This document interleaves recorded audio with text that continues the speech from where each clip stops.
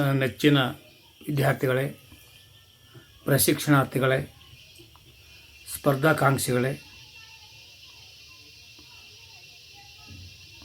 ಇಂದಿನ ತರಗತಿಗೆ ತಮಗೆಲ್ಲರಿಗೂ ಸ್ವಾಗತ. ನಾನು ನಿಮ್ಮೊಂದಿಗೆ ಇಂದು ಹಂಚಿಕೊಳ್ಳಿರುವ ವಿಷಯ 7ನೇ ತರಗತಿಯ ಸಮಾಜ ವಿಜ್ಞಾನದ ಕೆಲವು ಪಾಠಗಳು. ಸ್ಪರ್ಧಾ ಪರೀಕ್ಷೆಗಳಲ್ಲಿ ಇದರಿಂದಲೂ ಕೂಡ ಕೆಲವು ಪ್ರಶ್ನೆಗಳು ಬಂದು ಹೋಗಿರ್ತವೆ. ಇತಿಹಾಸ ಅಧ್ಯಾಯ 1, ಜಗತ್ತಿನ ಪ್ರಮುಖ ಘಟನೆಗಳು, ಸಮಾಜ ವಿಜ್ಞಾನ 7ನೇ ತರಗತಿ. ಯೇಸು ಕ್ರಿಸ್ತ ಎಲ್ಲಿ ಜನಿಸಿದರು? ಅವರ ತಾಯಿ ಯಾರು? ಸರಿಯಾದ ಉತ್ತರ, ಯೇಸು ಕ್ರಿಸ್ತ ಇಸ್ರೇಲ್ ದೇಶದ ಬೆತ್ಲೆಹೇಮ್ ಎಂಬಲ್ಲಿ ಜನಿಸಿದರು. ಅವರ ತಾಯಿ ಮೇರಿ. ಕ್ರೈಸ್ತ ಮತದ ಮೂಲ ಗ್ರಂಥ ಯಾವುದು? ಕ್ರೈಸ್ತ ಮತದ ಮೂಲ ಗ್ರಂಥ ಬೈಬಲ್. ಯೇಸು ಕ್ರಿಸ್ತರ ಮುಖ್ಯ ಬೋಧನೆಗಳು ಯಾವುವು? ನಾವೆಲ್ಲ ದೇವರ ಮಕ್ಕಳು, ನಾವೆಲ್ಲರೂ ಸಹೋದರರು, ಪಾಪಗಳನ್ನು ಮಾಡದೆ ಶುದ್ಧ ಜೀವನ ನಡೆಸಬೇಕು, ನಿಮ್ಮ ನೆರೆಹೊರೆಯವರನ್ನು ನಿಮ್ಮಂತೆಯೇ ಪ್ರೀತಿಸಿ, ಒಂದು ಕೆನೆಗೆ ಹೊಡೆದರೆ ಇನ್ನೊಂದು ಕೆನೆಯನ್ನು ತೋರಿಸಿ, ಮಾನವ ಸೇವೆಯೇ ದೇವರ ಸೇವೆ. ಪೋಪ್ ಗುರುಗಳು ಎಂದರೆ ಯಾರು? ಕ್ರೈಸ್ತರ ಪರಮ ಗುರುಗಳಿಗೆ ಪೋಪ್ ಎಂದು ಕರೆಯುತ್ತಾರೆ. ಕ್ರೂಸೇಡ್ ಯುದ್ಧಗಳಿಗೆ ಮುಖ್ಯ ಕಾರಣ ಯಾವುದು? ಟರ್ಕರು ಜೆರುಸಲೇಮ್ ಯಾತ್ರಿಗಳ ಮೇಲೆ ನಿಷೇಧ ಹೇರಿದ್ದೇ ಕ್ರೂಸೇಡ್ ಯುದ್ಧಗಳಿಗೆ ಮೂಲ ಕಾರಣವಾಯಿತು. ಮಹಮ್ಮದ್ ಪೈಗಂಬರ್ ಎಲ್ಲಿ ಜನಿಸಿದರು? ಇಸ್ಲಾಮಿನ ಮೂಲ ಗ್ರಂಥ ಯಾವುದು? ಮಹಮ್ಮದ್ ಅವರು ಅರಬ್ ದೇಶದ ಮೆಕ್ಕಾ ನಗರದಲ್ಲಿ ಜನಿಸಿದರು. ಇಸ್ಲಾಮಿನ ಮೂಲ ಗ್ರಂಥ ಕುರಾನ್. ಪ್ರವಾದಿ ಮಹಮ್ಮದರ ಮುಖ್ಯ ಬೋಧನೆಗಳು ಯಾವುವು?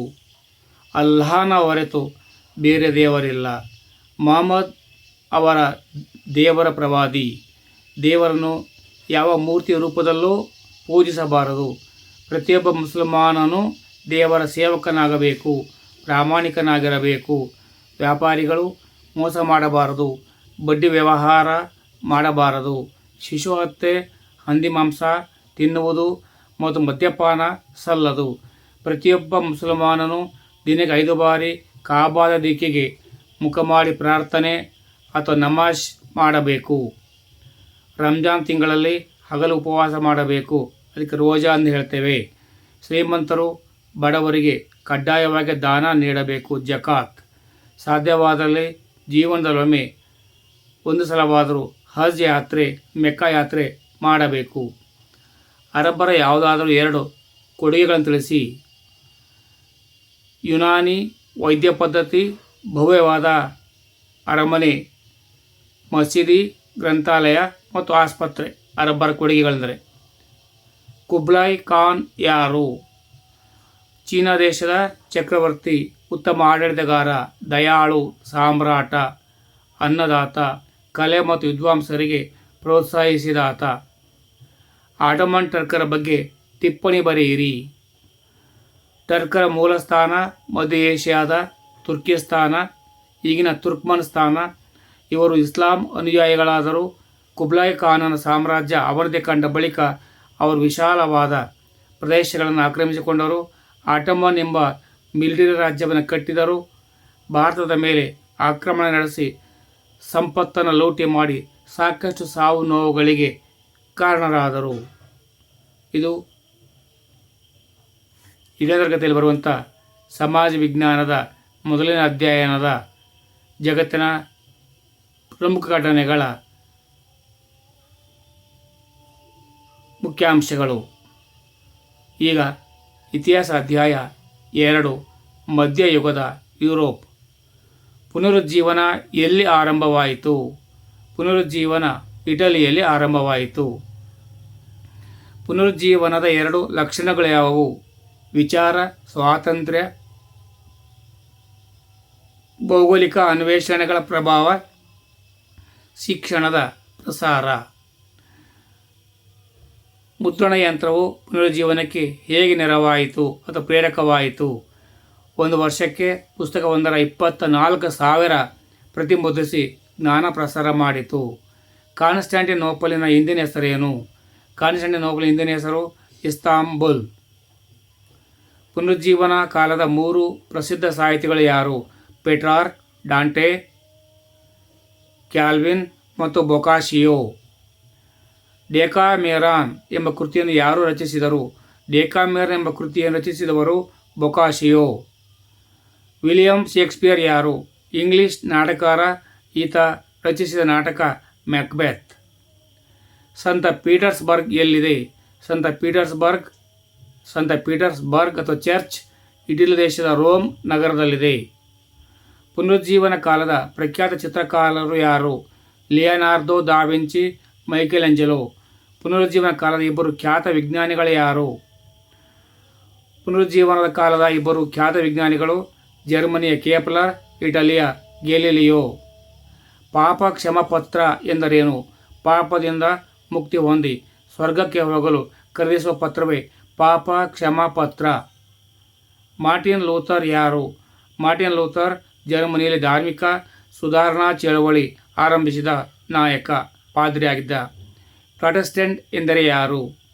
ಮಾರ್ಟಿನ್ ಲೂಥರ್ನ ಅನುಯಾಯಿಗಳನ್ನು ಮತ್ತು ಪ್ರತಿಭಟನಾಕಾರರನ್ನು ಪ್ರಾಟೆಸ್ಟೆಂಟ್ ಎಂದು ಕರೆಯುತ್ತಾರೆ. ಪ್ರತಿ ಸುಧಾರಣೆ ಎಂದರೇನು? ತನ್ನ ಆಂತರಿಕ ಸುಧಾರಣೆಗಾಗಿ ಕ್ಯಾಥೋಲಿಕ್ ಚರ್ಚ್ ನಡೆಸಿದ ಪ್ರಯತ್ನಗಳನ್ನು ಪ್ರತಿ ಸುಧಾರಣೆ ಎನ್ನುವರು. ಜೀಸಸ್ ಸಂಘವನ್ನು ಯಾರು ಸ್ಥಾಪಿಸಿದರು? ಜೀಸಸ್ ಸಂಘವನ್ನು ಇಗ್ನೇಷಿಯಸ್ ಲಯೋಲಾ ಸ್ಥಾಪಿಸಿದ.